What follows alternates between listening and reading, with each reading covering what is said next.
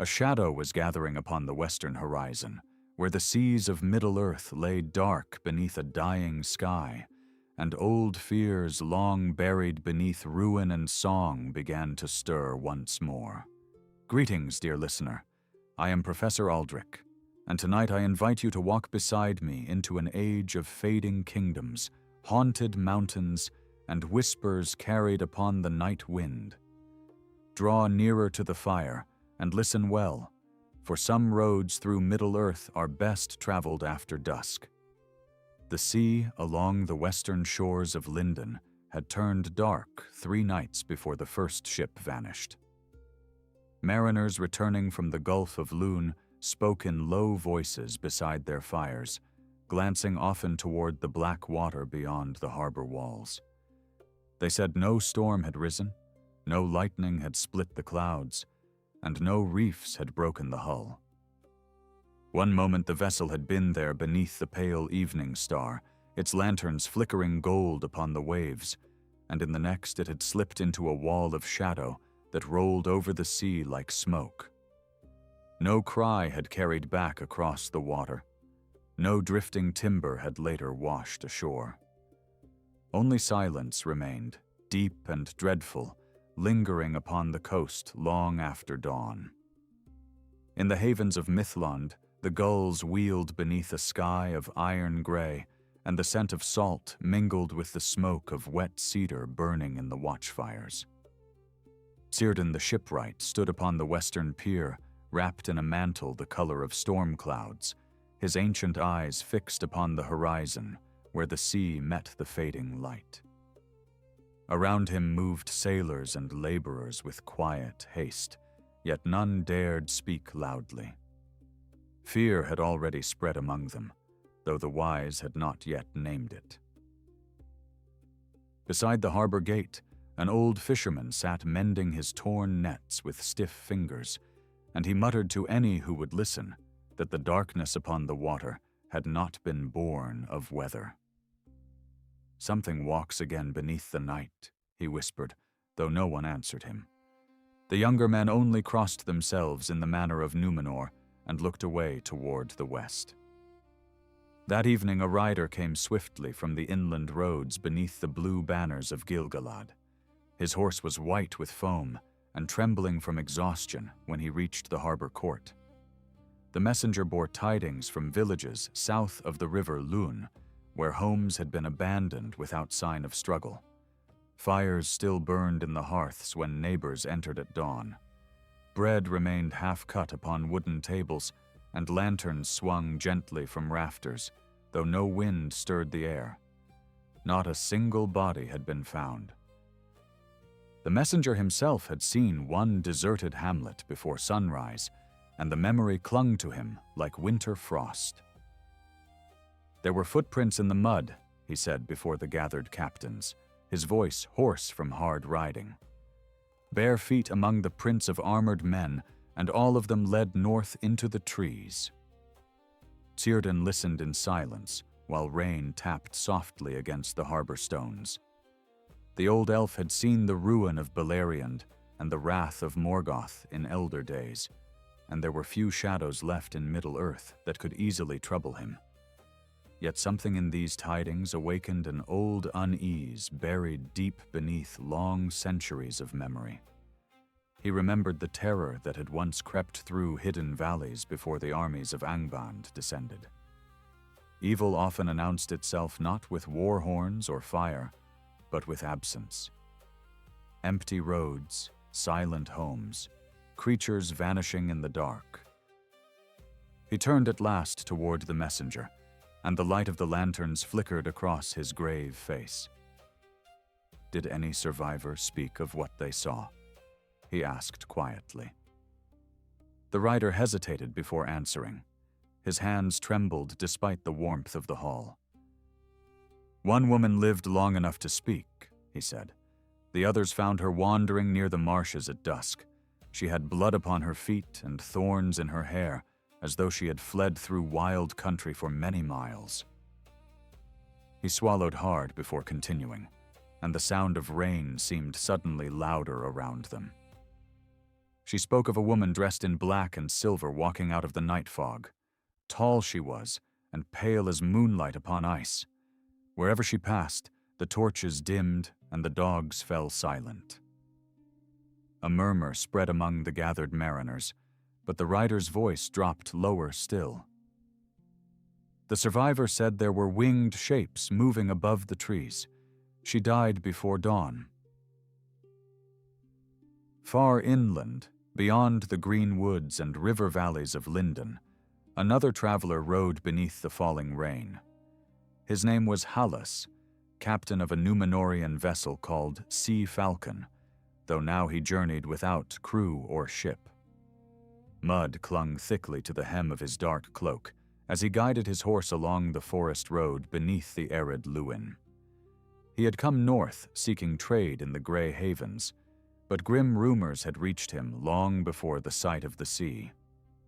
3 merchant ships out of Numenor had disappeared within a month. One had belonged to his younger brother. Hallis had searched the coast for wreckage with growing desperation, yet the waves yielded nothing to him save broken barrels and a child's carved wooden doll blackened by seawater. The rain eased near midnight, leaving the forest heavy with mist. Hallis made camp beneath a leaning oak beside the road, tethering his horse near a shallow stream. He sat long beside the fire, sharpening his sword with slow, careful strokes, while the sounds of the woods whispered around him. Somewhere far off, an owl cried once and fell silent. Then came another sound, faint as breath upon glass. Singing. He raised his head sharply, every muscle tightening as the melody drifted through the trees. It was no song he knew, neither Elvish nor the sea chants of Numenor. A woman's voice carried upon the mist, low and sorrowful, beautiful enough to still the heart. Hallis rose at once and drew his blade. The fire cracked softly behind him, while the song continued beyond the trees. Against reason, he found himself stepping toward it. Wet leaves brushed against his boots as he moved deeper into the forest, following the distant voice between pale trunks silvered by moonlight. The melody seemed always just ahead, never nearer, and yet it pulled at him with strange force. He thought suddenly of his brother laughing upon the docks at Romana years ago, before storms and duty had hardened them both. Then another memory rose unbidden. His brother standing upon the deck of Sea Falcon before its final voyage, saying quietly, "If darkness truly wakes again in Middle-earth, the sea will feel it first." The singing ceased without warning. Hallis stopped among the trees, his breath clouding faintly before him. The forest had gone utterly still. No wind moved the branches overhead, and even the stream behind him seemed to have fallen silent. Then he saw her. Far ahead between the trees stood a tall figure clad in dark garments that shimmered faintly like silver beneath moonlight. Long black hair stirred about her, though no breeze touched the woods. Her face remained hidden in shadow, yet Hallis felt her gaze upon him with terrible clarity. Around her feet the mist curled and thickened unnaturally, spreading across the forest floor like living smoke. For a moment neither moved. Then the woman lifted one pale hand and pointed deeper into the trees. Hallis heard the snapping of branches behind him. He spun around, sword raised high. Shapes moved among the mist between the trunks, thin and bent like starving men. Their eyes gleamed wetly in the dark. One stumbled into the moonlight, and Hallis recoiled in horror. It had once been human, perhaps a sailor, but its skin hung gray and swollen upon its bones, and black water streamed continuously from its open mouth.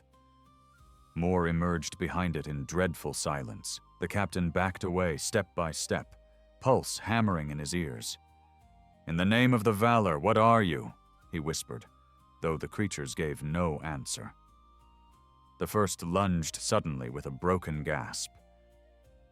Hallas struck hard, his sword biting deep into its shoulder, yet the thing barely faltered. Rotten fingers clawed at his cloak while others closed from the shadows around him. He fought with desperate strength, steel flashing silver beneath the moon. But there were too many.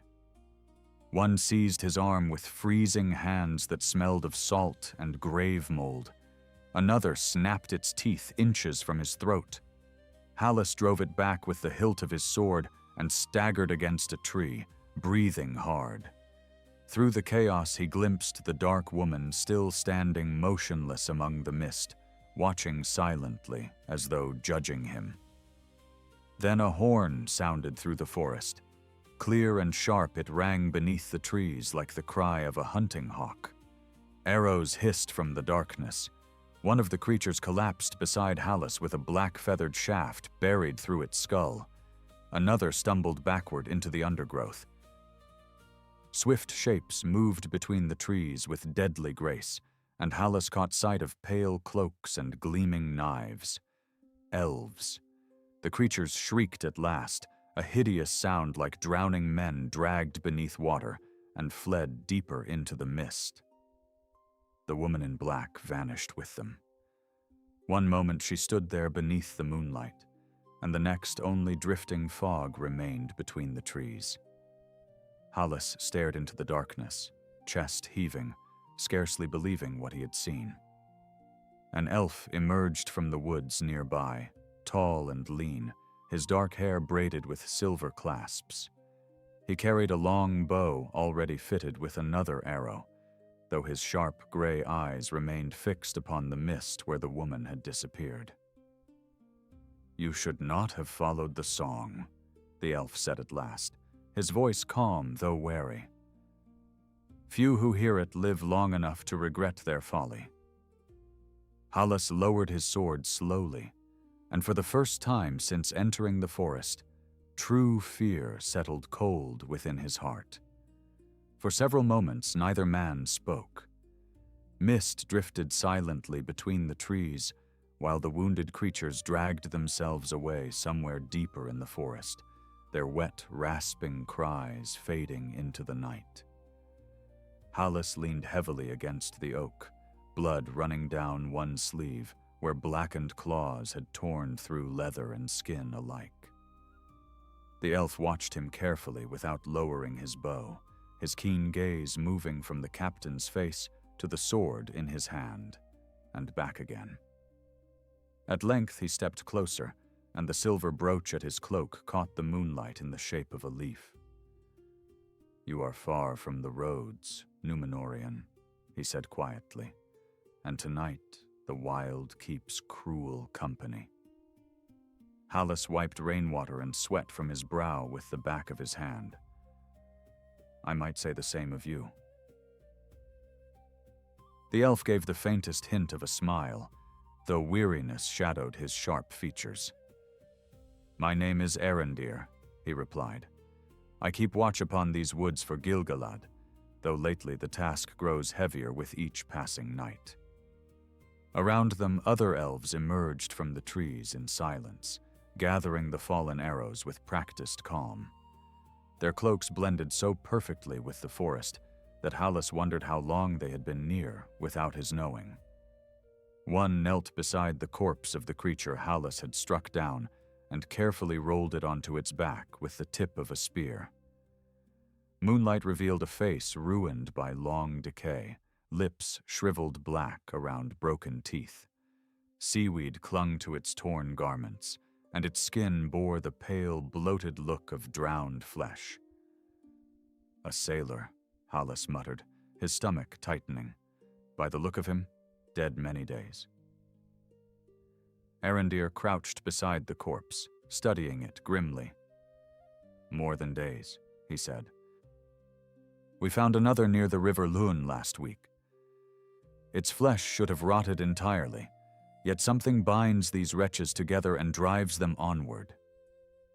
He touched the creature's neck lightly, and Hallas saw strange marks burned into the gray skin beneath its jaw. Thin black lines twisted there like roots beneath frozen earth. The elf's face darkened at the sight. "Sorcery," he murmured, "old and bitter." Hallis stared at the marks with growing unease. In Numenor he had heard tales of the lingering servants of Morgoth, but such stories belonged to distant lands and elder wars.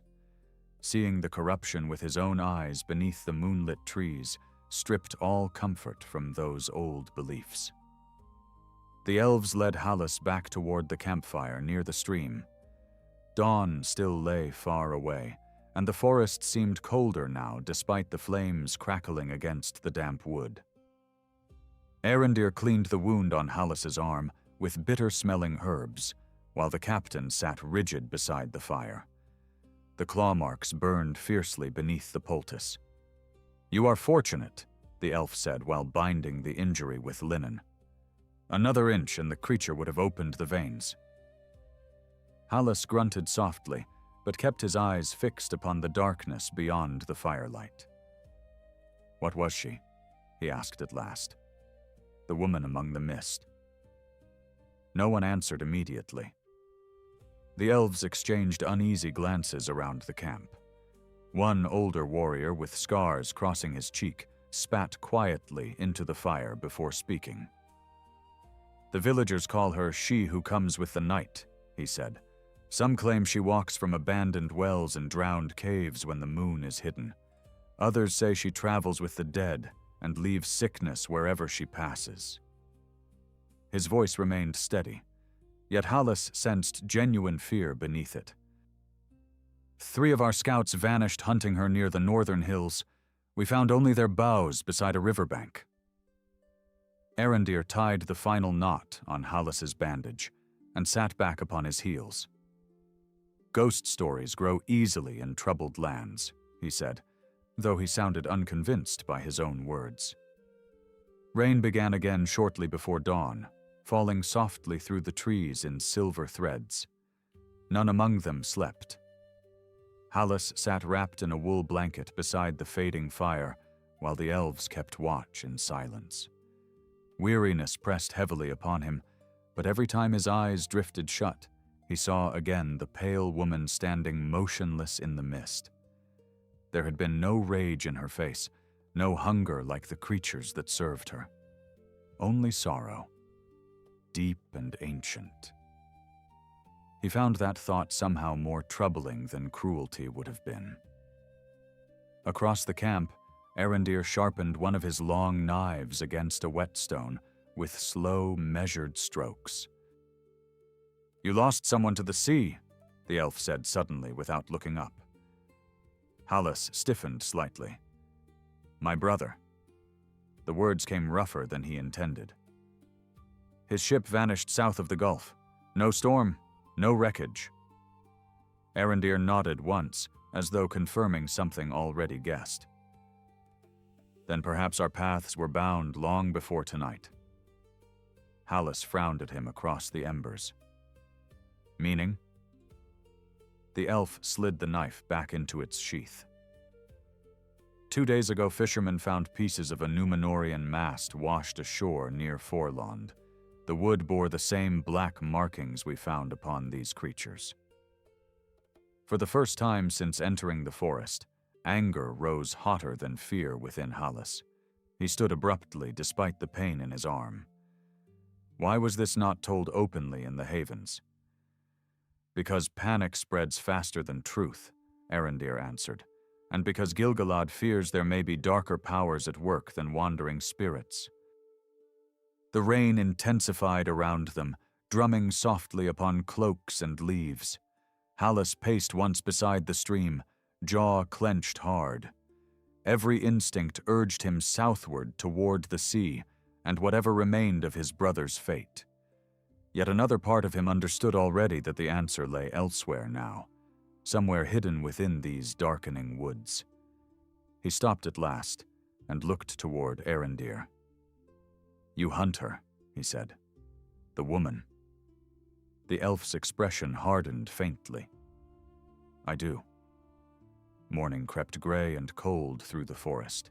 Mist clung low between the roots while pale light filtered weakly through the branches overhead. The company broke camp swiftly and began moving north along a narrow trail scarcely visible beneath the wet leaves.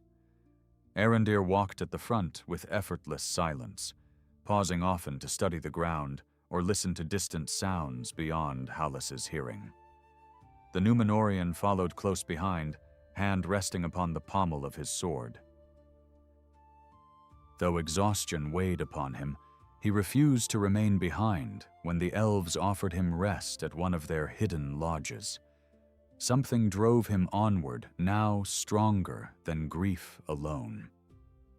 By midday, they reached the ruins of an old watchtower standing upon a rocky hill above the forest. Time and weather had shattered much of its upper walls, yet black stone still rose stubbornly against the sky.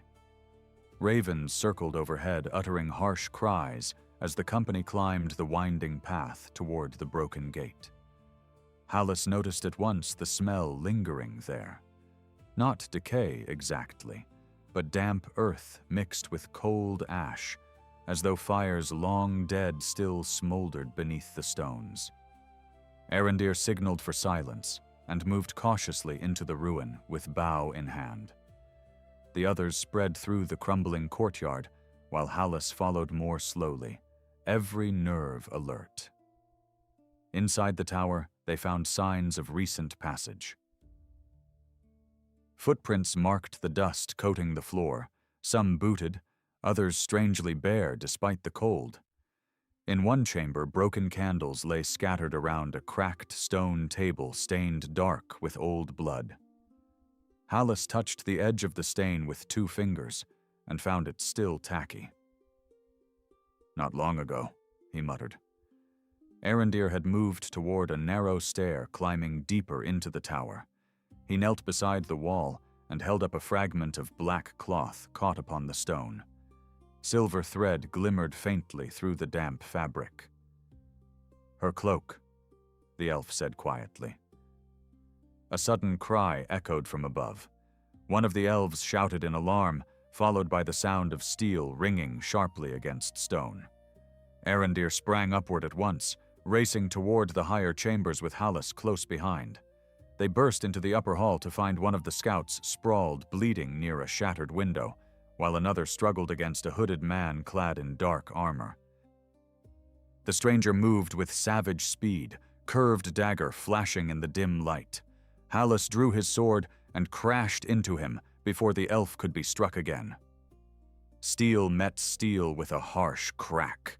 The hooded warrior turned instantly toward Hallis, and for a brief moment their faces came close enough for the captain to see pale eyes burning beneath the shadow of the cowl.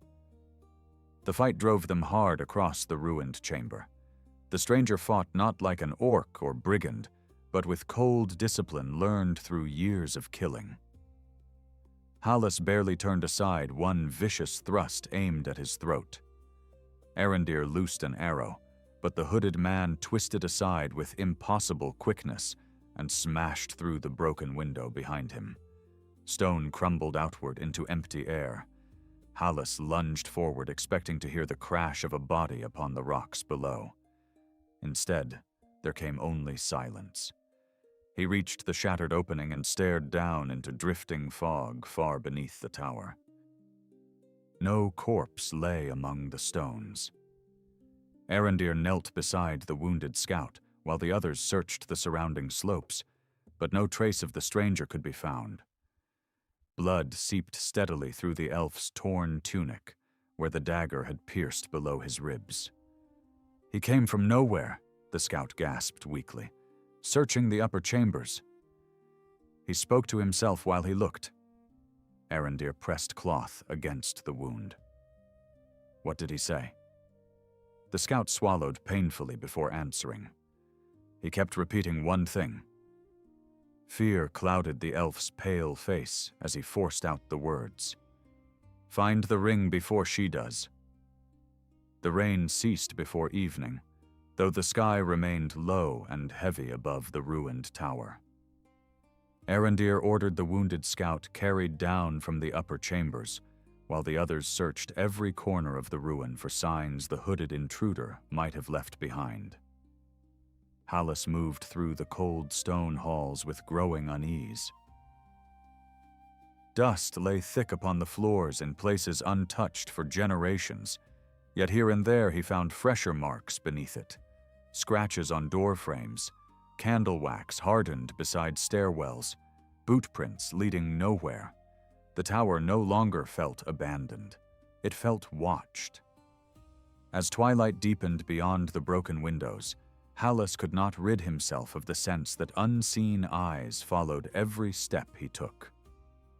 In the highest chamber of the tower, Arendir discovered a hidden alcove concealed behind fallen stones. Hallis helped clear the rubble, while the elves held lanterns near the opening.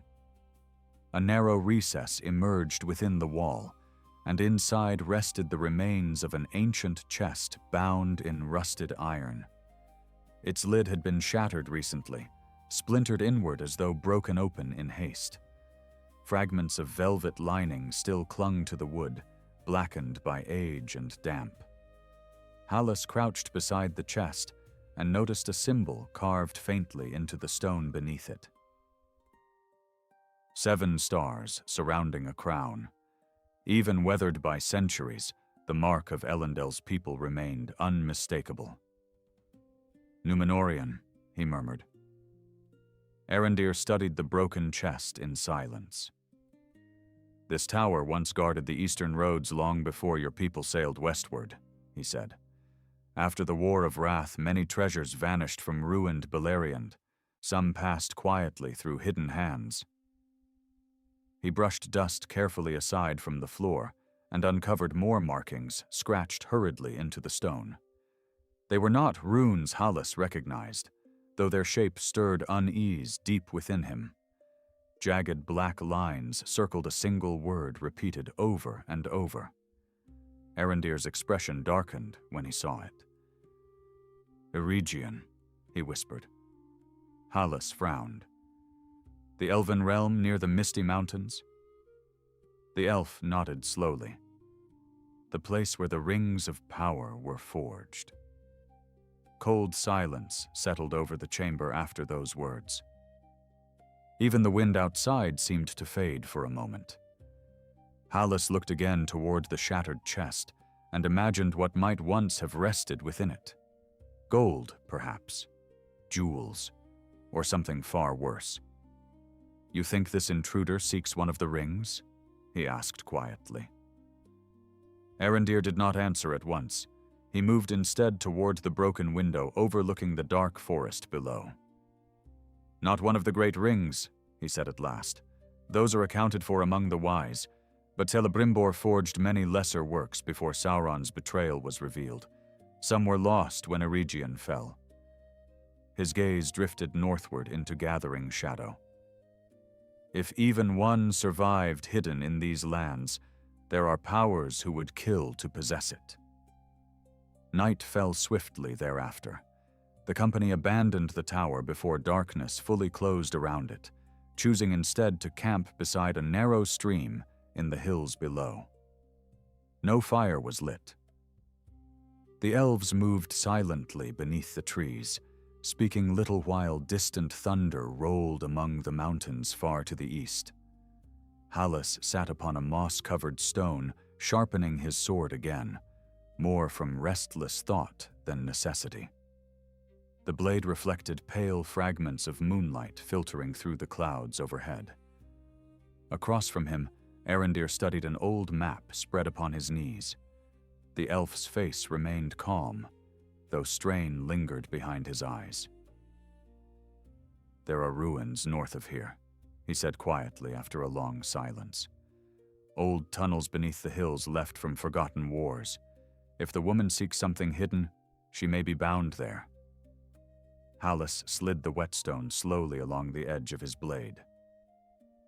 And the man in the tower? He asked. Who serves him? Arendir folded the map carefully before answering.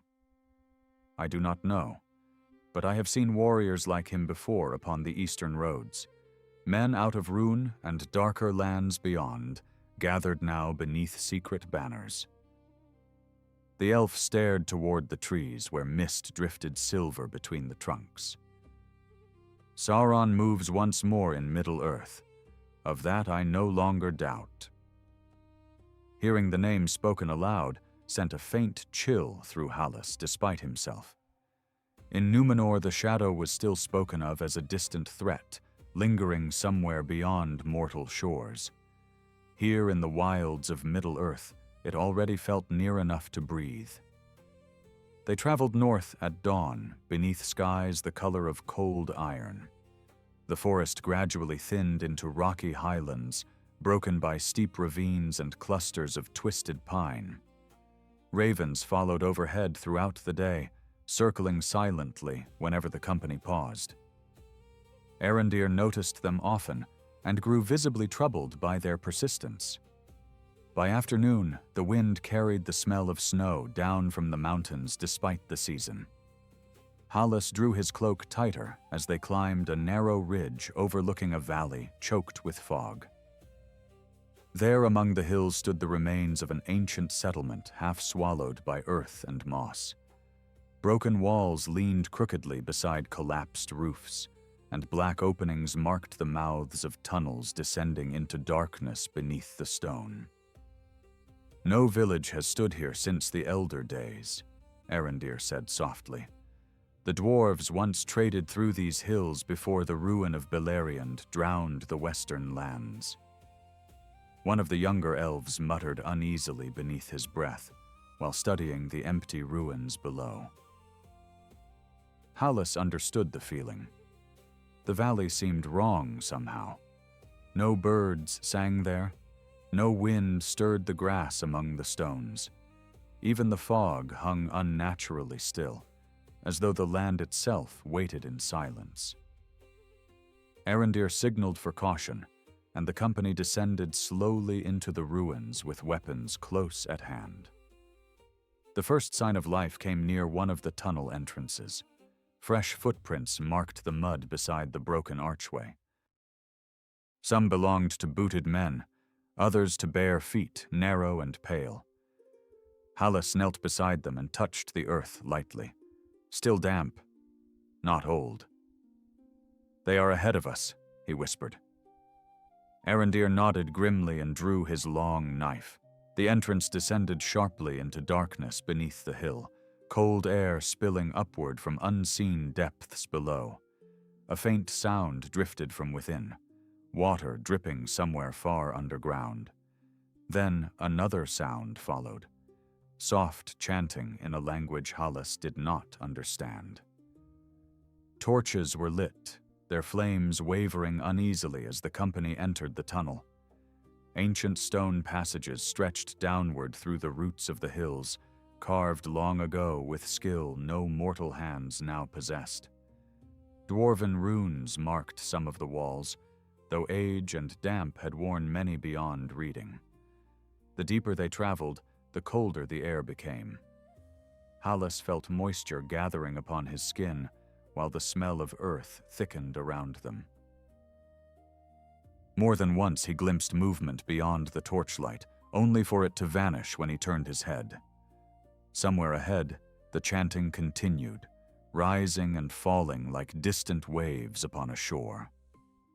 The passage opened at last into a vast underground hall supported by towering stone pillars. Pools of black water spread across the floor, reflecting the torchlight in trembling fragments. Hallis stopped at once upon seeing the bodies. Dozens lay scattered throughout the chamber. Some ancient skeletons clothed in rusted mail, others far fresher.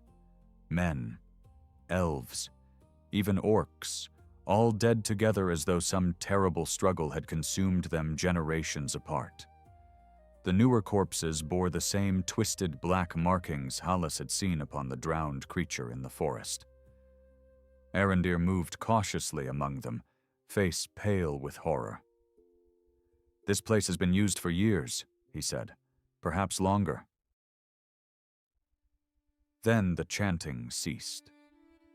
From the darkness beyond the pillars came the sound of footsteps splashing slowly through shallow water. Figures emerged carrying dim lanterns hooded in black cloth. 6 men in dark armor advanced silently into the hall, curved blades gleaming beneath the torchlight. Behind them walked the hooded warrior from the tower. Hallis recognized him instantly by the pale eyes burning beneath the cowl. The stranger stopped several paces away and studied the company with cold amusement. "The elves of Linden grow bolder than wisdom allows," he said. His voice was deep and strangely calm, touched by an accent Hallis could not place.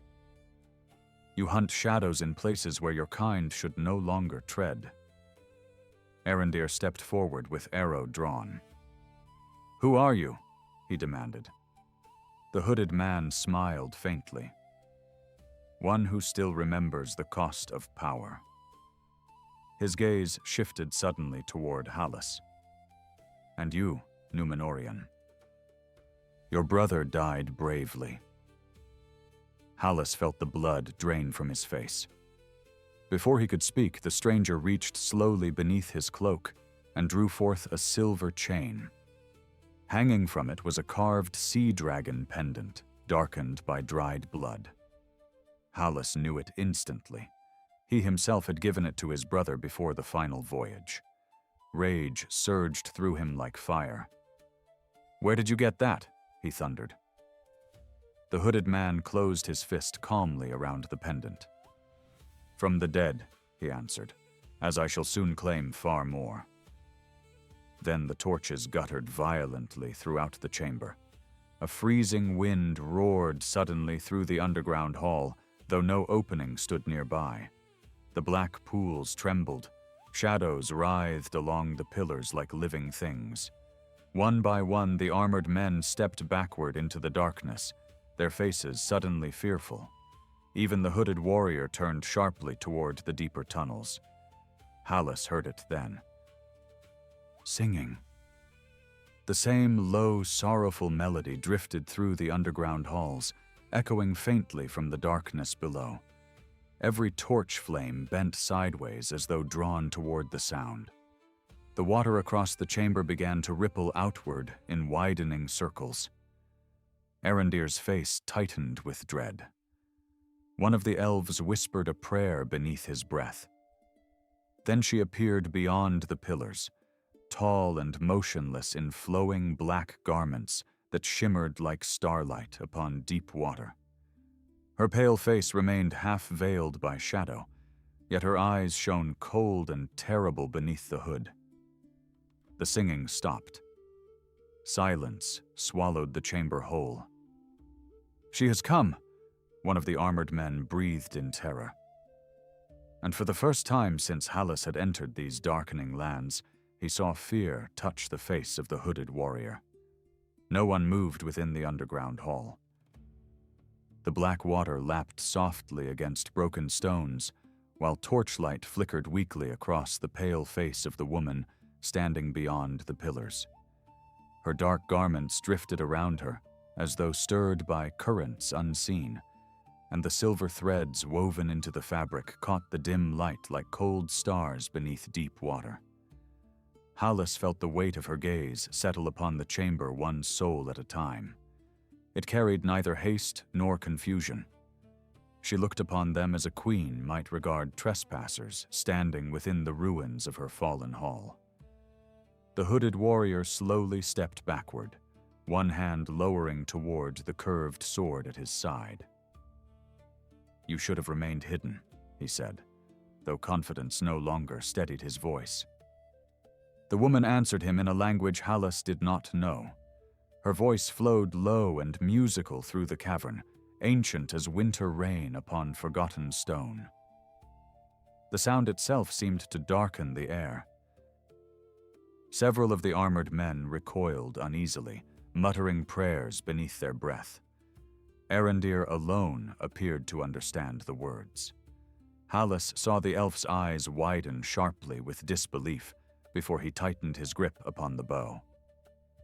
"She speaks Sindarin," Arendir whispered, "an older form than any now spoken west of the mountains."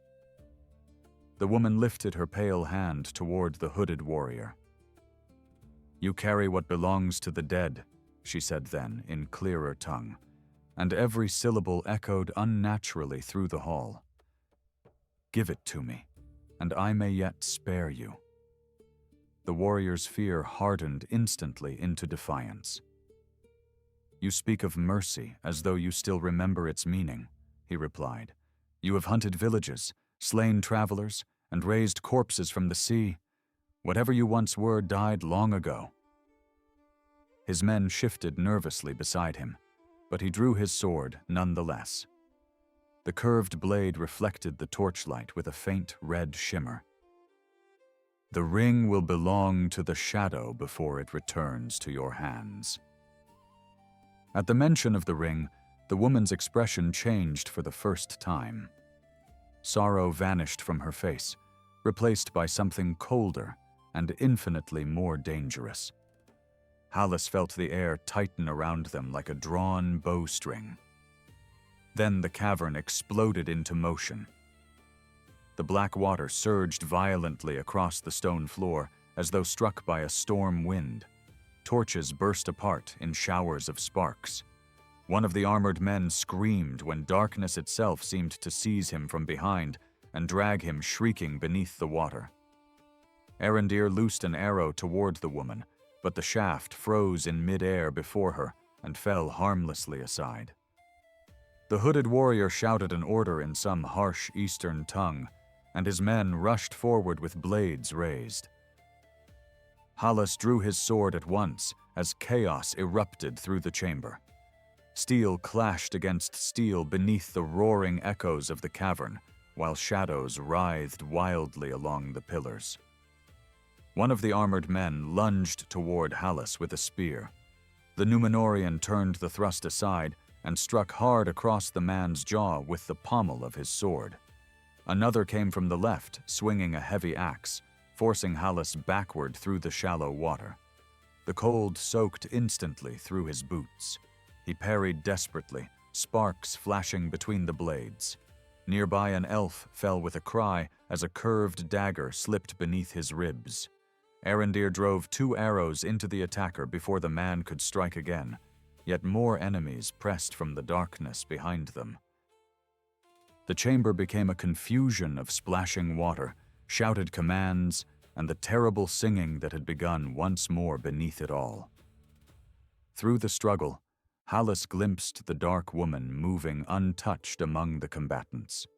Men recoiled before her without understanding why. Wherever she passed, the torchlight dimmed and frost spread across the stones beneath her feet. One armored warrior swung wildly at her with a sword. She caught his wrist with unnatural swiftness. The man's scream echoed hideously through the hall as black veins spread instantly across his skin.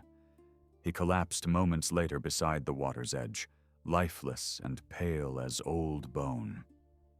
Hallis stared in horror. This was no wandering sorceress, nor servant of petty darkness. Ancient power clung to her like a living shadow. The hooded warrior seemed to realize the same thing. "Fall back," he shouted to his men. "To the lower passage." 2 surviving soldiers hurried toward one of the tunnels descending deeper beneath the hills, but the woman turned her gaze upon them.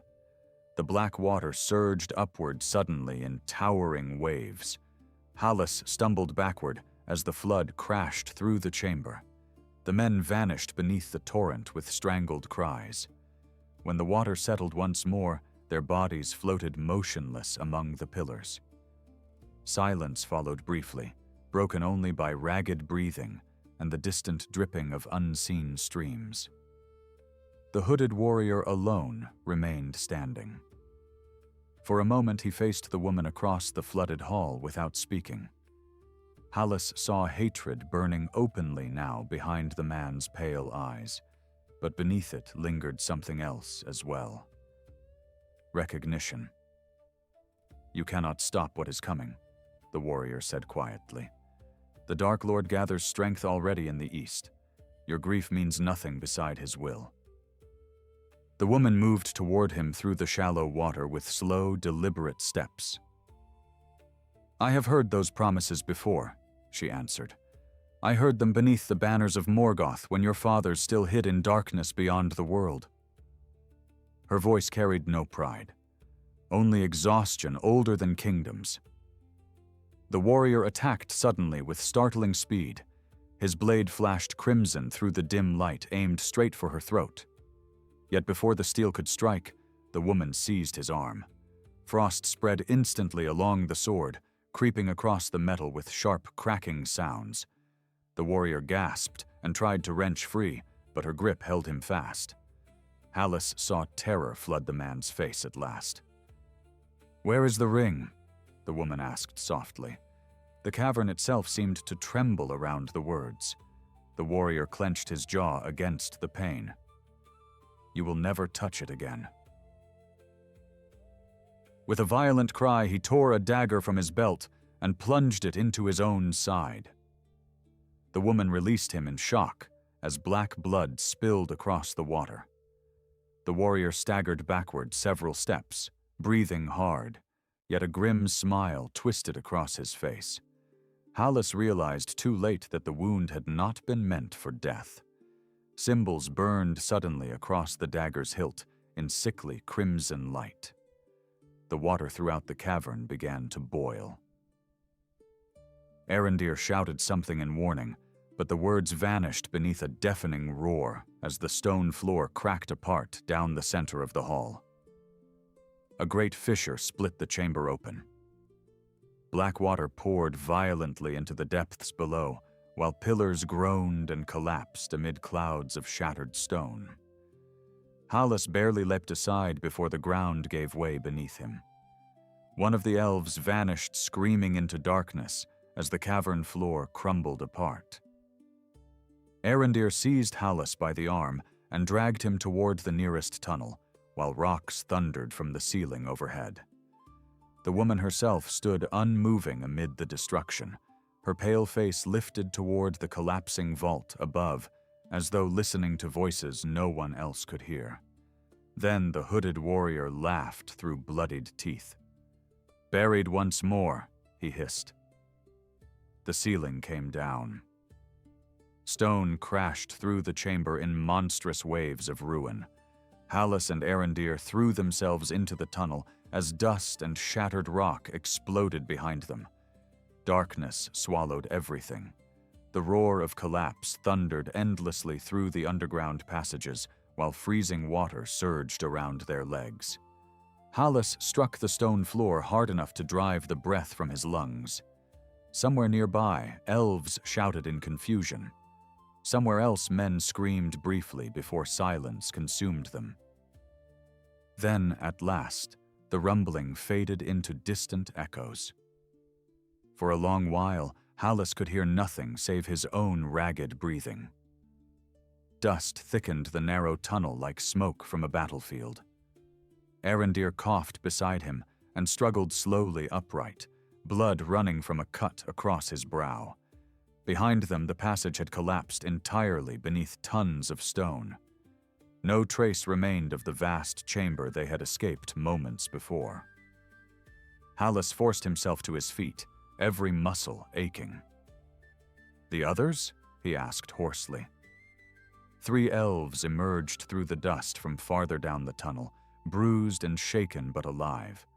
No others followed. Arendir closed his eyes briefly in grief before mastering himself once more. Then they heard it. At first the sound seemed distant beneath the settling echoes of the collapse. A soft scraping. Stone shifting somewhere within the darkness behind the cave-in. Hallis turned slowly toward the blocked tunnel, pulse quickening. Another sound followed. Footsteps, measured and calm beneath the mountain. Arendir's face went pale in the torchlight.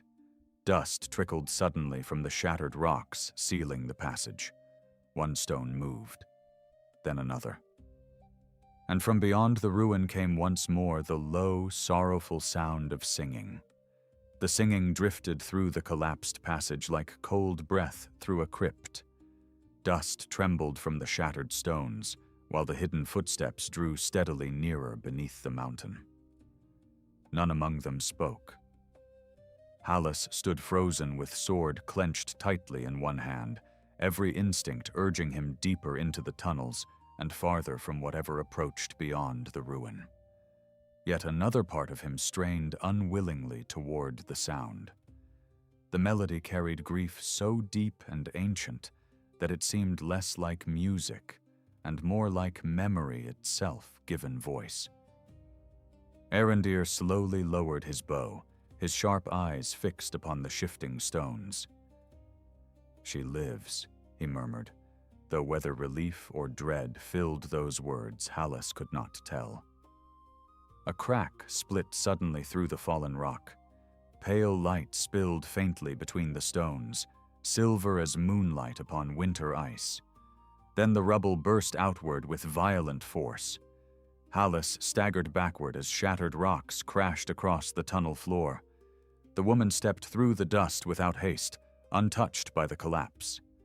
Fine white powder covered her dark garments like frost, and strands of black hair clung damply against her pale face. For a moment she merely regarded them in silence. Behind her, the ruined passage remained buried beneath countless tons of stone, yet she had crossed it as though walking through mist. One of the younger elves made the sign against evil beneath his cloak. The woman's eyes settled at last upon Arendir. "You follow me still, son of Linden," she said quietly. Her voice no longer carried the terrible force it had within the chamber below. Now it sounded weary beyond measure. Arendir stepped protectively before the others, despite the fear visible upon his face. "You bring death wherever you walk," he answered. "Villages empty at your passing. Men vanish into darkness. Tell me why we should not end this here."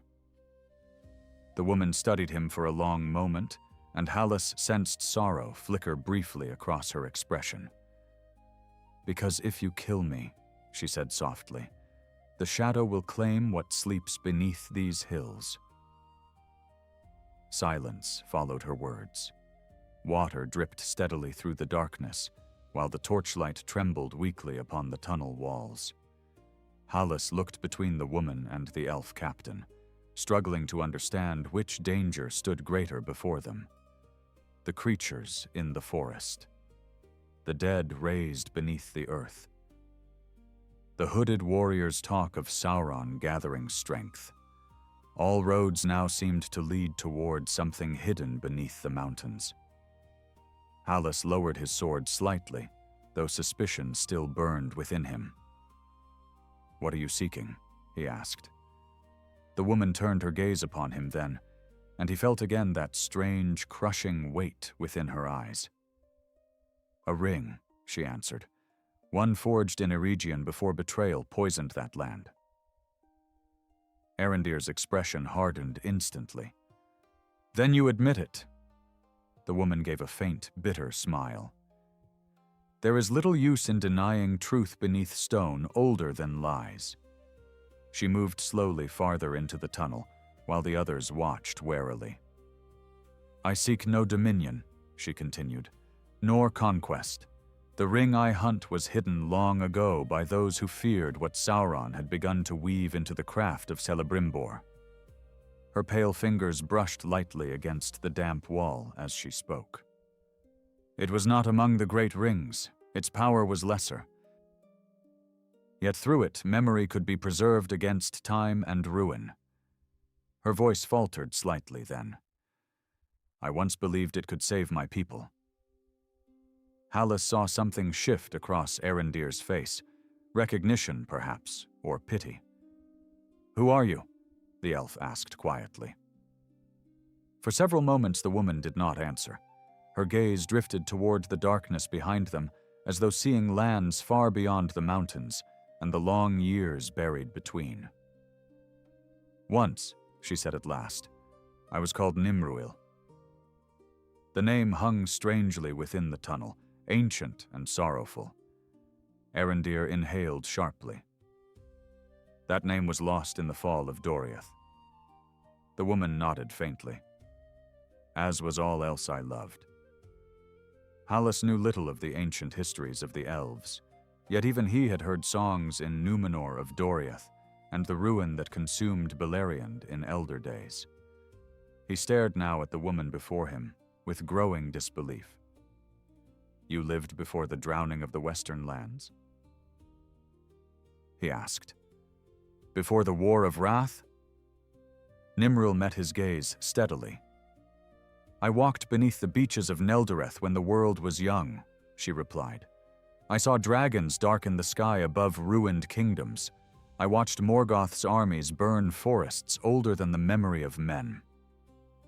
A shadow crossed her face then, colder than the darkness around them. "And I watched Sauron learn patience." The tunnel shook faintly beneath their feet. Dust trickled once more from the ceiling stones. Arondir glanced sharply back the way they had come. "The collapse is spreading," he warned.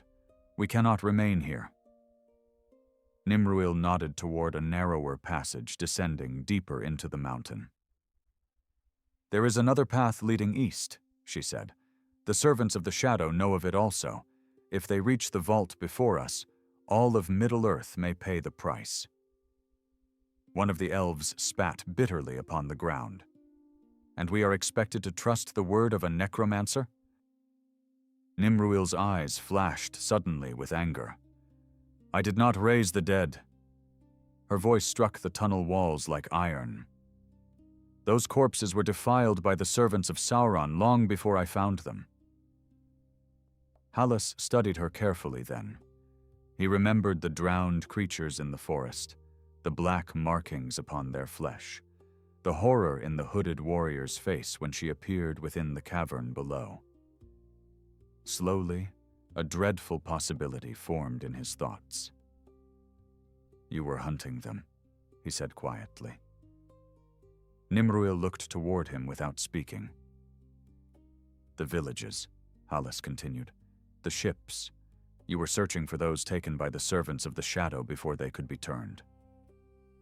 The woman's silence answered him more clearly than words. Arondir lowered his bow at last, though caution still shadowed every movement. "Why hide the truth?" he asked. Nimruil turned away briefly, and for the first time her weariness showed openly. "Because fear blinds quicker than darkness," she said. "The dead follow me because I destroy those who bind them. Villagers see only corpses walking beside the night and believe me their queen." Her gaze drifted downward toward her pale hands. "Perhaps I no longer know how to appear otherwise." Hallis found himself unexpectedly unsettled by the sorrow beneath those words. Whatever power she possessed, whatever terror clung to her name, she had carried grief longer than mortal kingdoms endured. The company moved onward soon after, deeper beneath the mountains through tunnels untouched by sunlight for countless years. Nimruil led them without hesitation, her silver lantern casting cold light across ancient stone carvings worn nearly smooth by time. The air grew colder with every mile. Hallis walked near the rear beside Arondir, while the remaining elves guarded the flanks in tense silence. No one fully trusted the alliance now binding them together, yet necessity drove them onward. Somewhere ahead lay the hidden vault, and the ring both sides sought. Somewhere behind, servants of Sauron still hunted through the darkness. Hours passed beneath the earth. The tunnels twisted endlessly through buried halls and forgotten stairways carved by hands long dead. More than once, Hallis glimpsed old dwarven runes cut into archways blackened by smoke from battles fought ages before. In one chamber they found shattered armor scattered beside ancient skeletons clutching rusted axes. In another stood rows of cracked statues depicting kings Hallis did not recognize. Nimruil paused briefly there, studying the ruined faces with unreadable eyes. "The petty dwarves traded here once," she said softly, "before ruin found them also." Her voice carried the weight of too many remembered graves. At last they reached a narrow bridge, spanning a chasm so deep the torchlight failed to reveal its bottom. Cold wind rose endlessly from the darkness below, carrying the smell of old water and stone. The bridge itself was ancient and cracked with age, scarcely wide enough for 2 men abreast. Nimruil crossed first without fear, her dark cloak trailing behind her in the gloom. Arendir followed close after, with the others spreading carefully along the narrow span. Hallis had reached the center when a sound echoed suddenly from the far side. Footsteps. Dozens of them. Figures emerged from the shadows ahead, carrying red burning lanterns and curved blades. More appeared behind among the tunnels they had left moments before. Trapped between both paths, the company halted upon the ancient bridge, while the enemy closed slowly around them. At their head stood a broad-shouldered man clad in black mail, streaked with dust from the caves. His scarred face twisted into a grim smile as his gaze settled upon Nimruil. "At last," he said, "the mistress of shadows herself." Nimruil did not move. "Kamul," she answered quietly. At the sound of that name, even the air upon the bridge seemed to grow colder.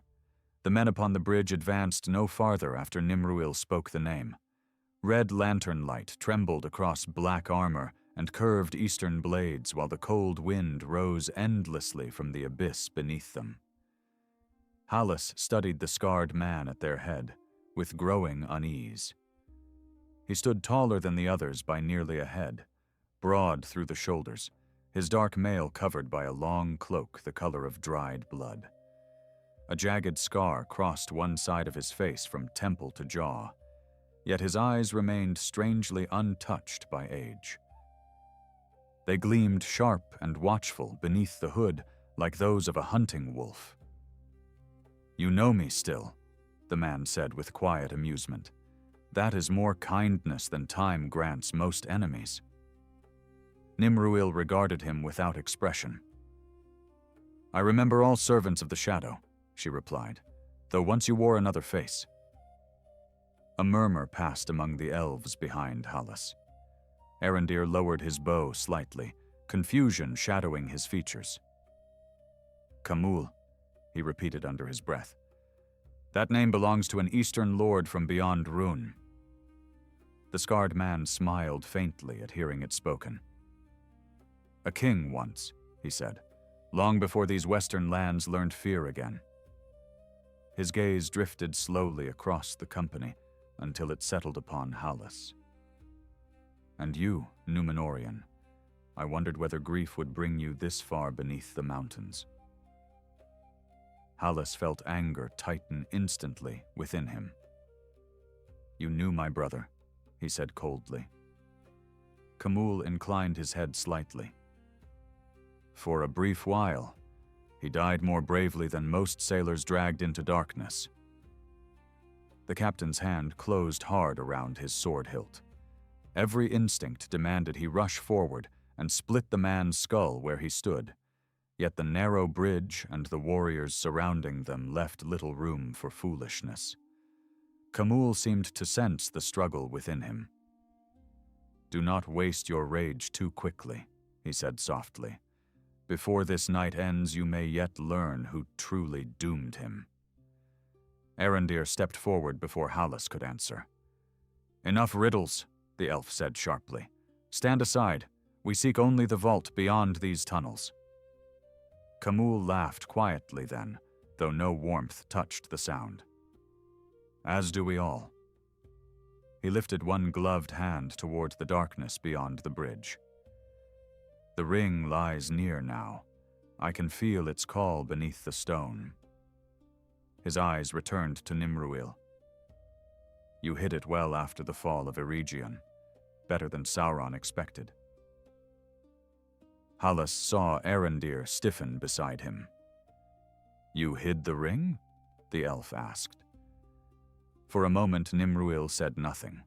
The wind stirred her black cloak around her feet, while distant water echoed through the caverns below. "I carried it from Eregion before the slaughter ended," she said at last. "Celebrimbor himself placed it in my keeping." Khamul's smile widened slightly. "And still you failed him." Pain flickered briefly across Nimruil's pale face, before vanishing beneath cold restraint. Hallis understood then that whatever history bound these two stretched back farther than kingdoms of men. Old hatred lived here. Old betrayal. The bridge itself seemed merely the latest battlefield in a war fought across centuries. Khamul slowly unsheathed his sword. The black blade drank the red lantern light rather than reflecting it. "Give me the path to the vault," he said, "and I may allow the others to leave these mountains alive." One of the elves spat over the edge into darkness below. Arendir knocked an arrow without speaking. Hallis stepped closer beside him, despite the ache still burning in his wounded arm. Nimruil alone remained motionless. "You speak of mercy now," she said quietly. "Yet I remember the fires of the East. I remember cities nailed shut while plague devoured those trapped within." Khamul's expression hardened. "Weakness destroys kingdoms," he answered. "Sauron taught us that much." The attack came without warning. One of the Eastern warriors hurled a spear down the bridge with brutal force. Arendir twisted aside barely in time as the weapon shattered against the stone behind him. Instantly, both sides surged forward. Arrows hissed through the cavern while steel rang sharply upon steel. Hallis met the first attacker with a savage downward strike that split through helm and brow alike. The corpse toppled soundlessly into the abyss. Another enemy crashed into him shield first, driving him hard against the bridge rail. Beneath his boots, ancient stones shifted alarmingly. Hallis struck upward with his sword and felt the blade tear through flesh beneath the man's arm. The narrow bridge became a slaughterhouse. Men grappled and died only feet above the endless chasm. One elf lost his footing beneath a sweeping axe blow and vanished screaming into darkness below. Arendir fought like white fire beside Hallis, arrows spent now, twin knives flashing silver through the red gloom. Yet the Eastern warriors pressed relentlessly from both ends of the bridge. Khamul himself carved steadily through the chaos toward Nimruil, his black blade moving with terrifying calm amid the frenzy. Wherever he struck, death followed swiftly. Nimruil finally moved to meet him. Their blades collided with a crack like breaking ice. Black steel met a slender silver sword Hallis had not seen her draw. The force of the impact sent frost racing outward across the bridge stones. Khamul attacked again at once, each strike heavy enough to split armor apart, yet Nimruil turned them aside with uncanny precision. They fought without wasted motion, as though continuing a duel interrupted centuries earlier. Sparks burst around them, while cold wind screamed upward through the abyss beneath their feet. Hallis glimpsed Khamul's scarred face, twisted now, not merely with hatred, but with desperation. "You should have died in Beleriand," he roared. "I tried," Nimruil answered. The words struck Hallis harder than the clash of steel around him. For a heartbeat, he saw not a dark sorceress, nor a wandering terror of the night, but someone unbearably weary. Then Khamul drove forward with renewed fury, forcing Nimruil backward across the bridge. Cracks spread beneath their feet. Ancient stone groaned ominously under the strain of battle. Arendir shouted a warning, but too late. One of the bridge supports shattered below with a deafening crack. The center of the bridge collapsed. Stone exploded downward into darkness. Hallis felt the world lurch violently beneath him as the bridge split apart. Men screamed and vanished into the abyss. He barely caught the edge of the broken span with one hand, while his sword slipped from his grasp and disappeared below. Pain tore through his wounded arm as he dangled above endless blackness. Nearby, Arendir clung desperately to a fractured pillar, while two surviving elves scrambled toward safer footing. The Eastern warriors fared worse. Most had fallen with the collapsing stones, their cries swallowed quickly by the depths. Across the widening gap, Khamûl still stood upon the far side of the shattered bridge. Nimruil knelt near the broken edge opposite him, one hand gripping the stone while her silver sword hung loosely at her side. Blood darkened the sleeve of her black garment where Khamûl's blade had struck home. For several breaths, neither moved. Then Khamûl straightened slowly and wiped black dust from his scarred face. "You cannot protect it forever," he said quietly across the chasm. "The ring calls already to powers greater than yours." Nimruil's pale eyes remained fixed upon him. "Then let the mountains bury it forever," she answered. Khamûl smiled then, and Hallas felt cold dread coil within his stomach at the sight. "You still do not understand," the Eastern Lord said softly. "The vault is already open." A deep rumbling echoed suddenly through the caverns beyond him. Red light flickered far down the eastern tunnels. Not torchlight, something greater, something alive. The surviving Eastern warriors backed away uneasily as the rumbling intensified beneath the stone. Hallas hauled himself painfully onto the broken edge beside Arendir, while dust rained from the ceiling overhead. Khamûl turned slowly toward the crimson glow spreading through the darkness behind him. For the first time, uncertainty crossed his scarred face. Then came the sound.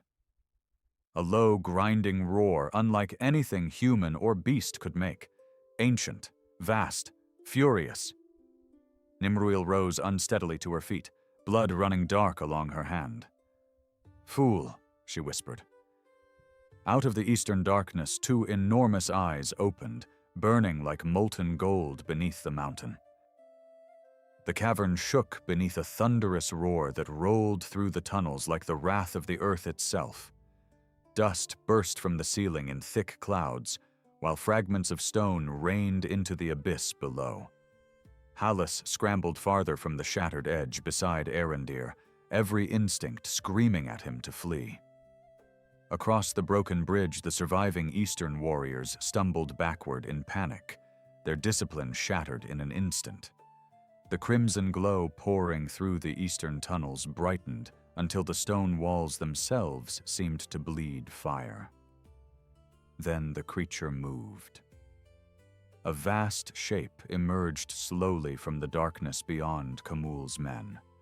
Black scales glimmered beneath streaks of molten red, running like cracks through cooled iron. Smoke curled from between enormous fangs as the beast lowered its horned head into the tunnel. Its body scraped against the cavern walls with a grinding shriek of stone. Hallas had heard songs in Númenor of the great dragons of Morgoth, but no tale had prepared him for the horror of seeing one alive beneath the mountain. Heat rolled ahead of it in suffocating waves. One of the Eastern warriors screamed and fled blindly down the passage. The dragon lunged forward with terrifying speed and swallowed him whole. "Run!" Arendir shouted. The surviving elves needed no second warning. They turned at once and raced toward the western tunnels while the dragon's roar exploded again through the caverns behind them. Hallas staggered after them, nearly slipping upon the broken stones. Behind him he heard Khamûl shouting furious commands in his eastern tongue as his men scattered in terror. Flames erupted suddenly through the darkness. The blast struck the cavern wall with such force that stone burst apart like dry wood. Hallas felt blistering heat tear across his back, even from half the chamber away. Nimruil remained behind. Hallas glanced back once while running, and saw her standing alone near the ruined bridge facing the advancing dragon. Her black garments whipped violently in the furnace-hot wind pouring from the creature's jaws. She raised one pale hand slowly toward it, and the shadows around her deepened until even the crimson firelight seemed swallowed by darkness. The dragon halted for the briefest instant, molten eyes narrowing upon her. "You," it growled, and the sound shook the mountain itself. "I remember your scent." Arendir seized Hallis by the arm and dragged him onward before the captain could stop. "If you linger, you die," the elf snapped harshly. They plunged deeper into the western tunnels while chaos thundered behind them. The passages twisted sharply downward through ancient stone corridors, lit now by the red glow of dragonfire spreading through the caverns.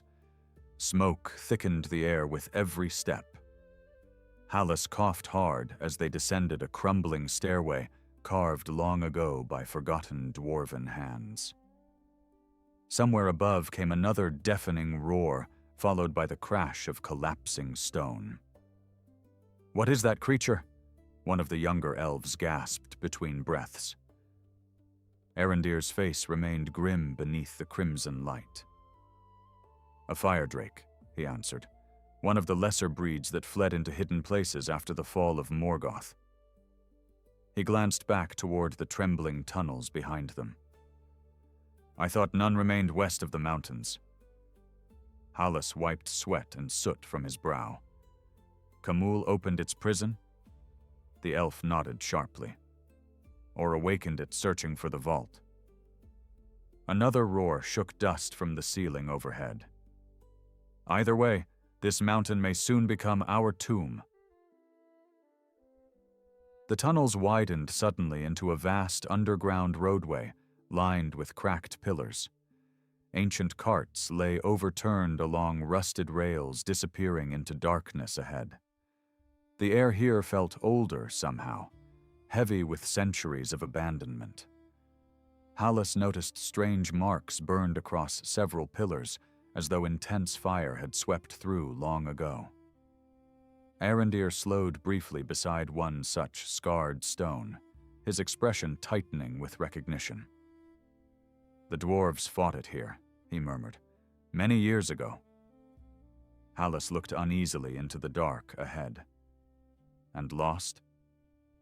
The elf gave no answer. A cry echoed from behind them. The last elf in their line stumbled forward, clutching his shoulder, blood pouring through his fingers. An arrow jutted from the wound. Hallis spun instantly toward the darkness behind. Shapes emerged among the smoke-filled tunnels carrying red lanterns and curved blades. Khamûl's surviving warriors had followed them after all. Their scarred lord walked at their head, blackened with soot, one side of his cloak smoldering faintly from dragonfire. Yet despite the ruin around him, his pale eyes burned fiercer than before. "There is nowhere left to run," he called through the gloom. "The mountain dies around us." Arendir raised his knives once more. "Then perhaps it shall bury you first." Khamûl smiled thinly. "Brave words from fading folk." His gaze shifted briefly toward Hallis. "Your brother died for this same stubbornness." Hallis felt rage flare again within him, but before he could answer, another roar thundered through the caverns. The dragon was coming closer. Stone cracked loudly somewhere above as the beast forced its way through the collapsing tunnels behind them. Even Khamûl's warriors glanced back uneasily at the sound. Then Nimruil appeared. She emerged silently from the smoke behind Khamûl's men, pale as moonlight amid the red gloom. Blood still darkened one sleeve of her black garment, yet her face remained calm, despite the destruction surrounding them. The Eastern warriors recoiled in fear upon seeing her. One turned too slowly. Shadows lashed suddenly from the darkness around Nimruil's feet and seized him by the throat. He died without a cry. Khamûl whirled instantly, black sword flashing upward to meet her silver blade. Their clash rang through the roadway like struck iron. The battle erupted again amid smoke and dragonfire. Hallas tore a fallen spear from one of the dead and rushed into the melee beside Arendir. The Eastern warriors fought desperately now, no longer with confidence but with the panic of trapped animals. Steel rang sharply through the underground hall, while smoke thickened around the pillars. Hallas drove the spear through one attacker's chest and ripped a sword from the dying man's hand before another closed against him. Nearby, Arendir moved like quicksilver through the chaos, blades rising and falling with deadly grace. Yet the sound growing behind them drowned all else. The dragon burst into the roadway. Stone exploded outward as the creature forced itself through the tunnel wall in a storm of flame and shattered rock. The heat struck like an open furnace. Several Eastern warriors died instantly beneath the collapse. Others burned screaming as fire swept across the roadway. Hallas threw himself behind a fallen pillar while molten stone rained around him. Through the smoke, he saw the dragon's enormous body coiling between the columns, its scales glowing red beneath spreading cracks of fire. The beast's molten eyes fixed hungrily upon the struggling figures below. Khamul broke away from Nimruil at once. "The vault!" he shouted desperately to his remaining men. "Find the vault!" Then he vanished deeper into the roadway through smoke and falling ash. 2 warriors followed him before dragonfire consumed the rest. Arendir rose coughing beside Hallas, while flames spread rapidly through the ancient hall. "He means to reach the ring before the mountain falls," the elf shouted over the roar. Hallas looked toward Nimruil. She stood motionless before the dragon, silver sword lowered at her side. The beast bent its enormous head close to her, smoke pouring from its nostrils. "You carry the scent of ruined kingdoms," it growled. "I remember your people burning beside the sea." Nimruil met its gaze without flinching. "And I remember your masters chained beneath the earth." Anger flared instantly through the creature's molten eyes. The dragon drew breath, fire glowing deep within its throat. Hallas saw what was coming, a heartbeat too late. "Nimruil!" he shouted. Flame erupted through the roadway in a blinding torrent. The world vanished beneath roaring fire. Hallas threw himself flat against the stone, while heat scorched across his skin like living knives. Pillars shattered. Ancient carts exploded into burning splinters. Somewhere amid the inferno, the dragon roared again in fury. Then another sound cut through the chaos. Singing. Low and terrible. Darkness spread suddenly through the flames themselves, swallowing the firelight in vast rolling shadows. The dragon recoiled violently with a scream that shook the mountain. When Hallas lifted his head again, Nimruil still stood alive amid the burning roadway. But now the shadows around her had changed. They no longer clung merely to her feet or garments. Great black shapes moved within them, towering and formless like wings unfolding through endless night. The cavern darkened beneath their presence. Even Arendir stared in open horror. Nimruil's pale face remained calm, though sorrow deeper than death itself filled her eyes. "Forgive me," she whispered, though whether to them or herself Hallas could not tell. Then the shadows rose behind her like a storm unleashed. The shadows burst outward across the underground roadway like black tides swallowing fire. Dragonflame vanished beneath them in great rolling waves of darkness that devoured even the crimson glow upon the cavern walls. Hallas staggered backward instinctively, one arm raised against the freezing wind suddenly roaring through the hall. The heat vanished so quickly that frost spread across the broken stones beneath his boots. Around Nimruil, the towering shapes unfolded higher and higher, vast as storm clouds, and without clear form. though at times Hallis glimpsed fragments within them. Pale faces, broken crowns, wings like torn night stretching across ruined skies. The dragon recoiled with a scream unlike any beast he had ever heard, filled not with rage now but fear. Arondir seized Hallis hard by the shoulder. "Do not look too long," the elf warned sharply. His voice sounded strained, almost distant beneath the whispering shadows filling the roadway. Whatever power she unleashes was not meant for mortal eyes. Hallis tore his gaze away with effort. Already his thoughts felt clouded, dragged toward memories he did not wish to revisit. He saw his brother standing once more upon the harbor at Romana before the last voyage. Saw his father lowered beneath the sea, wrapped in white linen many years before. Around them, the surviving Eastern warriors collapsed to their knees, clutching their heads, as though the darkness itself tore through their minds. One began sobbing uncontrollably. Another screamed at shadows only he could see.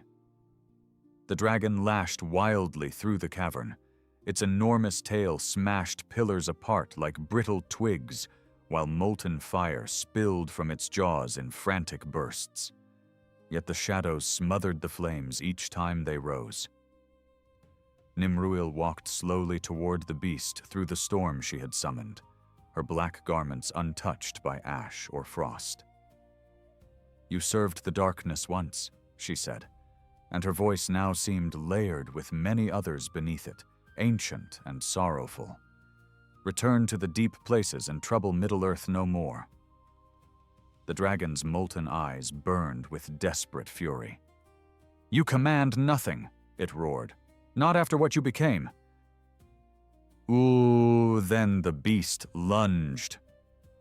Its jaws crashed downward toward Nimruil with enough force to shatter stone.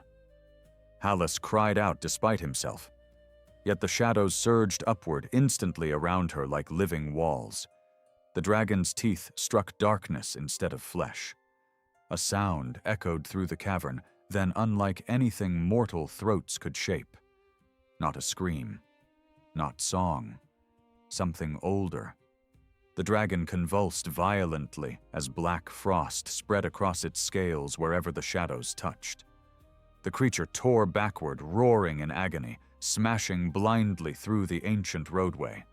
Stone collapsed around it in thunderous ruin. "Nimruil!" Arondir shouted suddenly. The woman swayed where she stood.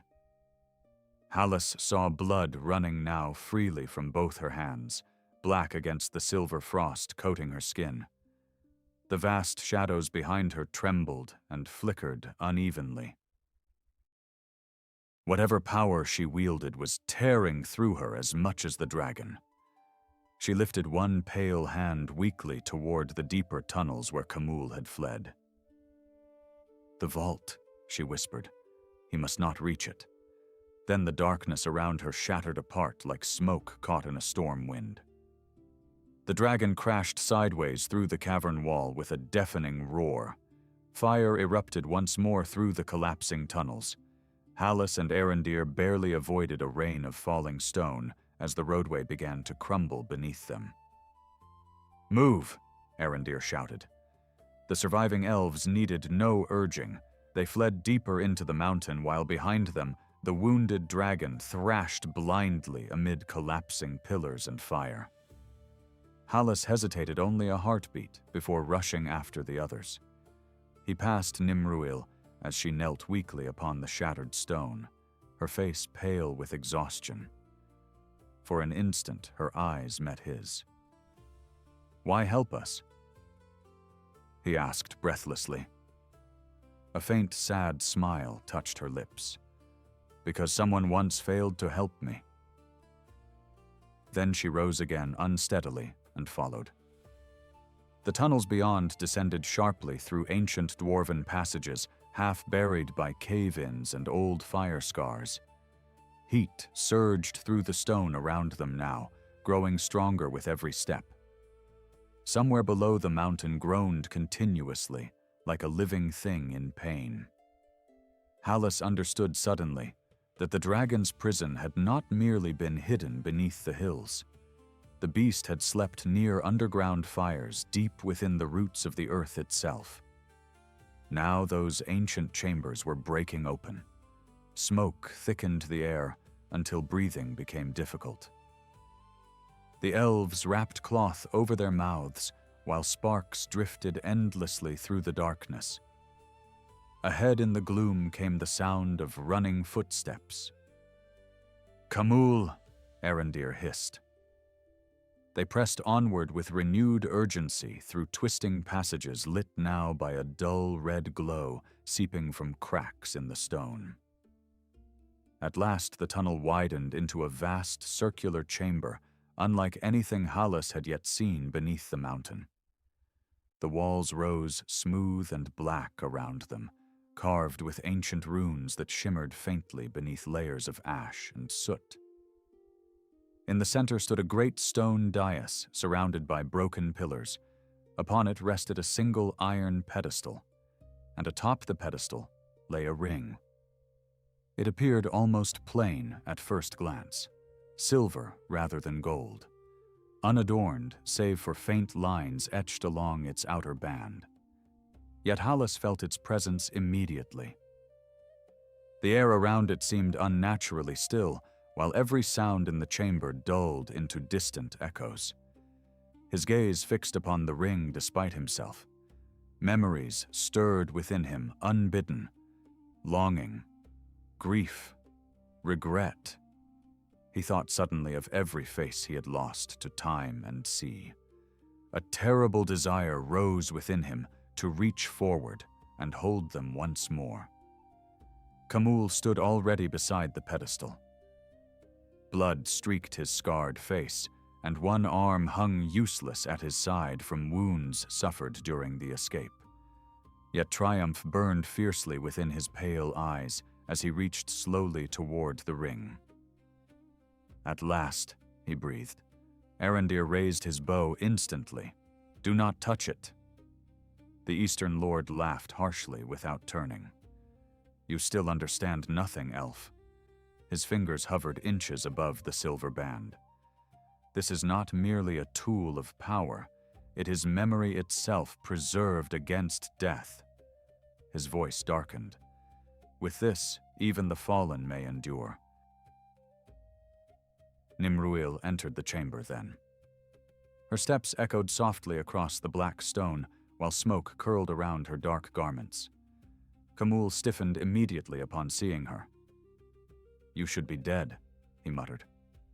Nimruil's pale eyes remained fixed upon the ring. "So should you." The Eastern Lord smiled bitterly. "Yet here we remain, dragged endlessly through the ruins of other ages." Slowly he lifted the ring from the pedestal. The mountain trembled violently. Cracks split the chamber floor, while distant roaring thundered through the tunnels behind them. The dragon was coming closer. Firelight flared suddenly through the passageways beyond, as molten stone spilled somewhere deep beneath the mountain. Yet none within the chamber moved. All eyes remained fixed upon Khamûl and the silver ring gleaming in his hand. Then Hallis saw something terrible happen. The moment the ring touched Khamûl's skin, the shadows around him deepened unnaturally. Black veins spread instantly across his hand and wrist. His pale eyes widened, not with pain, but ecstasy. Hallis felt the air itself change. The ring pulsed faintly like a heartbeat. Voices whispered suddenly through the chamber in languages long dead. Khamûl staggered backward, breathing hard. "Yes," he whispered. "I hear them." Nimruil's face filled with horror. "No," she said softly. "It remembers too much." Khamûl looked toward her slowly, and for the first time Hallis saw something inhuman moving behind the Eastern Lord's eyes. The ring gleamed silver upon his trembling hand, while shadows curled upward around him like smoke from a grave. "Now I understand," he murmured. This was never meant to preserve memory. His scarred face twisted into a dreadful smile. It feeds upon it. Then the dragon's roar exploded through the tunnels directly outside the chamber walls. The roar shook the chamber so violently that cracks split across the black stone walls from floor to ceiling. Dust and fragments of burning rock rained down around the dais, while crimson firelight flooded through the tunnel entrance behind them. The dragon was close now. Far too close. Hallis could hear its enormous body grinding through the collapsing passages as it forced its way toward the vault. Yet even with death thundering nearer by the heartbeat, Khamûl did not move from the pedestal. He stood transfixed beneath the ring's growing shadow, pale eyes fixed upon something none of the others could see. The silver band pulsed faintly upon his hand. Hallis felt it then as well, a pressure inside the mind. Soft at first, almost tender. He saw his brother again standing upon the deck of Sea Falcon beneath a golden sunset, smiling as he had years ago before hardship hardened him. The memory felt impossibly vivid. Living. Hallis could almost hear the gulls wheeling above the harbor and smell the salt wind blowing in from the sea. Then the vision twisted. His brother's face darkened with seawater. Black veins spread beneath his skin. The corpse from the forest stared back at him with dead eyes, while unseen voices whispered from every corner of the chamber. Hallis stumbled hard against one of the pillars, breathing suddenly ragged. Arondir cried out nearby and dropped briefly to one knee, clutching his head with both hands. The surviving elves fared no better. One wept openly while staring into empty air. Another whispered names beneath his breath over and over like prayer or madness. The ring was feeding upon them all, dragging buried memories upward like corpses rising from black water. Only Nimruil remained standing untouched, though grief shadowed her face deeper than ever before. "Do not listen," she said sharply, her voice cutting through the whispers filling the chamber. "It offers remembrance, but only through torment." Khamûl laughed then, though tears streamed openly down his scarred face. "Torment," he whispered. "No, this is mercy." He turned slowly toward them, and Hallis recoiled at the sight of him. Shadows moved now beneath the Eastern Lord's skin like living smoke. His pale eyes flickered with shifting reflections of faces long dead. "Do you know what Sauron promised us in the East?" he asked softly. "Not merely conquest, not power. He promised that memory itself would never fade." The ring gleamed brighter upon his hand. Kings forgotten by history, wives buried beneath plague pits, children swallowed by war. All preserved forever. Nimruil stepped toward him carefully. "That is the lie," she said. "Memory preserved without peace becomes only hunger." Her voice trembled faintly now beneath the strain of old sorrow. "I learned that truth too late." Khamûl's smile twisted bitterly. "You speak as though you are different from me." He raised the ring slightly. "You hid this thing because you could not bear to let your dead vanish." For the first time, Nimruil lowered her gaze. Silence answered him. The mountain roared again. Fire burst suddenly through the tunnel entrance as the dragon smashed into the outer chamber. Its horned head crashed through falling stone in a storm of flame and shattered rock.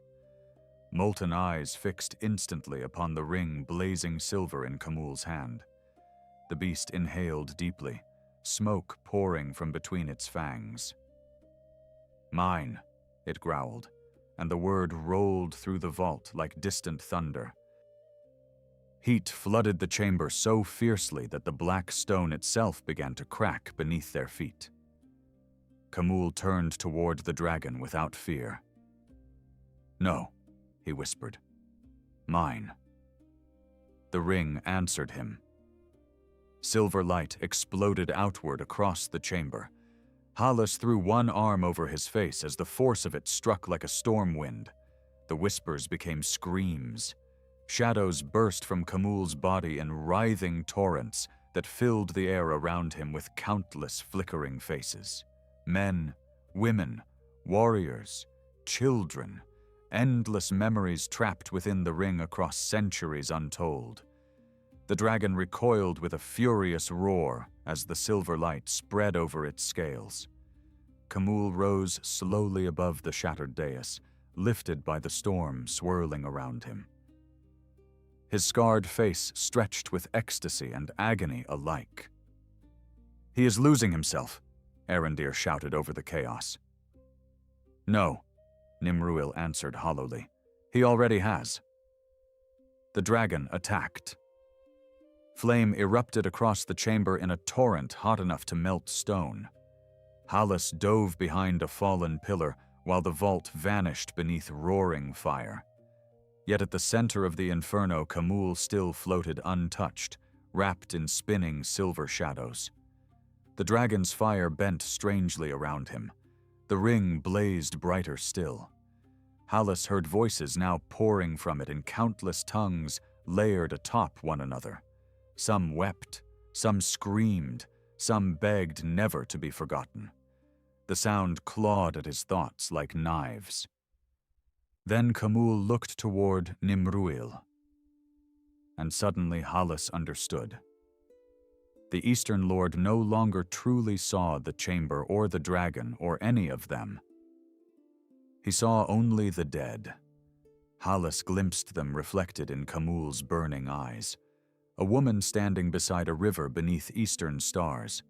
Children laughing within sunlit palace gardens. Cities consumed by plague and war. Endless graves stretching through forgotten kingdoms. The ring had opened every wound he had ever carried and trapped him forever inside them. "Kamul," Nimruil said quietly. Her voice alone reached him. The storm of shadows faltered briefly around the Eastern Lord.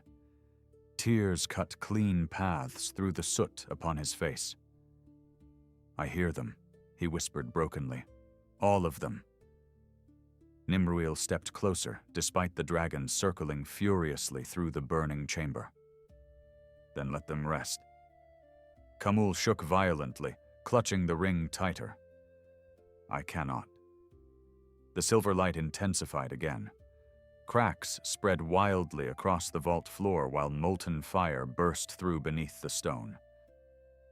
The mountain was breaking apart around them. The dragon lunged once more with a roar of pure fury. This time Nimruil moved. She crossed the chamber faster than sight, dark garments sweeping through fire and falling stone alike. Her silver blade flashed once. Kamul gasped sharply as the sword pierced through his chest beneath the ribs. The ring's light exploded blindingly across the vault. For a heartbeat, all sound vanished. Kamul stared down at the blade through him, shock slowly overtaking the madness in his eyes. Nimruil stood close before him now, one pale hand gripping the sword hilt while tears glimmered silently upon her face. "I remember them too," she whispered. Kamul's expression broke then, not with rage, with grief. His trembling hand slowly opened. The ring slipped free from his fingers. Nimruil caught it. The instant her skin touched the silver band, darkness surged violently through the chamber. Every torch and flame died at once. Even the dragon recoiled, shrieking as black shadows poured outward from Nimruil in towering waves. Hallis felt crushing sorrow strike him so deeply that he nearly collapsed beneath its weight. Memories not his own flooded briefly through his thoughts. Burning forests beneath black skies, elven cities drowning beneath the sea, endless battlefields covered in the dead. Nimruil cried out once, and the sound carried all the grief of the elder days within it. Then she turned toward the abyss, splitting open beneath the vault floor. Nimruil! Erendir shouted in horror. She looked back only once. In that final moment, Hallis no longer saw a dark spirit of the night, nor some ancient wielder of forbidden power. He saw only a woman unbearably tired of carrying the dead. A faint, sad smile touched her lips as the shadows swirled around her like storm clouds. "No more," she whispered, and she stepped into the fire. The abyss swallowed her instantly. A heartbeat later, the mountain erupted. The vault collapsed in monstrous waves of stone and flame. The dragon vanished beneath the ruin with a final, earth-shaking roar. Hallis barely escaped beside Erendir and the surviving elves through tunnels splitting apart around them. Fire chased them upward through collapsing stairways, while molten stone surged below like rivers from the world's beginning.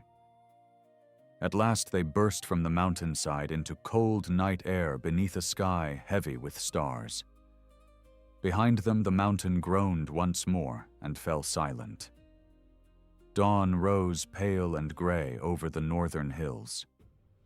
Smoke drifted upward from the shattered slopes, while crows circled high above the ruins. Hallis stood beside Erendir upon a ridge overlooking the broken mountain, exhaustion weighing through every bone in his body. None spoke for a long while. The surviving elves gathered silently among the rocks below, tending wounds and mourning the dead. At last, Hallis looked toward Erendir. "Do you think the ring was destroyed?" he asked quietly. The elf stared toward the smoking ruins far below. Wind stirred his dark hair gently beneath the growing light of dawn. "I do not know," he answered after a long silence. "Some things forged in those days do not perish easily." His gaze drifted eastward, then toward lands hidden beyond distant mountains. But for now, at least, the shadow has lost what it sought. Hallis said nothing more. Far below among the ruined stones, hidden deep where no sunlight yet reached, a single faint silver light flickered once beneath the darkness, and did not wholly fade. 16. Привітик, друзі! З вами автор. Хотів обговорити трошечки історію про цінність, яку вона принесла в ваше життя. Це, знаєте, можливо, це не...